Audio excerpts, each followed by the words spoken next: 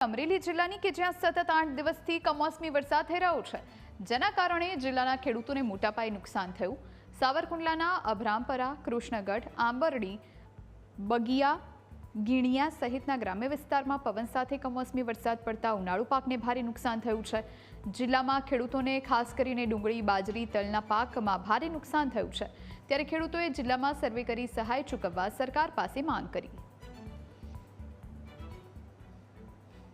ગઈકાલે તો અચાનક એવો વરસાદ પડ્યો કે અમારી લાણી કરેલો તૈયાર પાક હતો ખેડૂતોનો ખેતરમાં, અમારી ડુંગળી છે, તલ છે, મગ છે, અડદ છે, બાજરી છે, આ તમામ ઉનાળુ પાક બિલકુલ ધોવાઈ ગયા, સાવ ફેલ થઈ ગયા છે। એક અપેક્ષા હતી કે આ પાક વેચીને માર્કેટિંગ યાર્ડ સુધી લઈ જઈને વેચાણ કરીને હમણાં વાવણી કાર્ય કરવાનું હોય, નજીક છે વાવણી, ત્યારે બહુ નુકસાન છે। મુખ્યમંત્રી કિસાન સહાય યોજના લાગુ હોય તો એ અંતર્ગત અન્યથા સ્ટેટ ગવર્મેન્ટ અને સેન્ટ્રલ ગવર્મેન્ટ મળીને આ ધરતીપુત્રને કાંઈક સહાય કરે તો જ ખેડૂત જીવતો રહી શકશે અને ખેતી કરી શકશે, અન્યથા ખેતી છોડવાનો વારો આવશે। ચોમાસામાંનો એવો વરસાદ પડ્યો છે, બધું ડુંગળીના પાક, બાજરી, તલ, મગ, અડદ બધું આમ થઈ ગયું છે અને નુકસાન બહુ વધારે કર્યું છે। નુકસાની બહુ છે, હવે સરકાર કંઈક વળતર આનું કંઈક ચૂકવણું કરે તો। છેલ્લા અઠવાડિયાથી એવો વરસાદ પડે છે, કમોસમી વરસાદ, તે આમાં ડુંગળી તણાઈ ગઈ,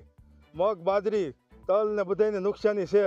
હવે અમારી એવી અપેક્ષા છે કે સરકાર આમાં કંઈક સહાય ચૂકવીને વળતર આપે। અમરેલી જિલ્લામાં છેલ્લા 7-8 દિવસથી કમોસમી વરસાદ અને માવઠું પડવાને કારણે ખેડૂતોનો તૈયાર પાક જેવો કે બાજરી, જુવાર, મગ, તલ, કેરી, ડુંગળી સહિતના પાકને વ્યાપકપણે નુકસાન થયું છે અને ખેડૂતોને જે હાથમાં આવેલો કોળિયો હોય તે ઝૂંટવાઈ ગયો હોય તેવી પરિસ્થિતિ અમરેલી જિલ્લામાં જોવા મળી છે। ને આપણે દ્રશ્ય બતાવવા માંગીશ, આપ જોઈ શકો કે સાવરકુંડલા તાલુકાના અભરામપરા, કૃષ્ણગઢ, હાથસંગ, આંબરડી, બગોયા સહિત ગામોમાં ગઈકાલે 1 કલાકમાં 2 થી 3 ઇંચ જેટલો વરસાદ ખાબકવાને કારણે ખેડૂતોનો તૈયાર ડુંગળીનો પાક હતો, તૈયાર બાજરીનો પાક હતો, તમામ છે તે વરસાદે ધોઈ નાખ્યો છે ને ખેડૂતોની ડુંગળીઓ પણ તણાઈ ગઈ છે। ત્યારે ક્યાંક ને ક્યાંક ખેડૂતોને હાથમાં આવેલો જે પાક હતો તે પાક અત્યારે ધોવાઈ ગયો છે અને ખેડૂતો છે તે અત્યારે એક જ માંગ કરી રહ્યા છે કે સરકાર દ્વારા જે આ નુકસાની થઈ છે, નુકસાનીનું વહેલી તકે સર્વે કરવામાં આવે ને સર્વે કર્યા બાદ નુકસાનીનું વળતર વહેલી તકે ચૂકવવામાં આવે, કારણ કે આવતું ચોમાસું નજીક છે। ખેડૂતોને ખાતર, બિયારણ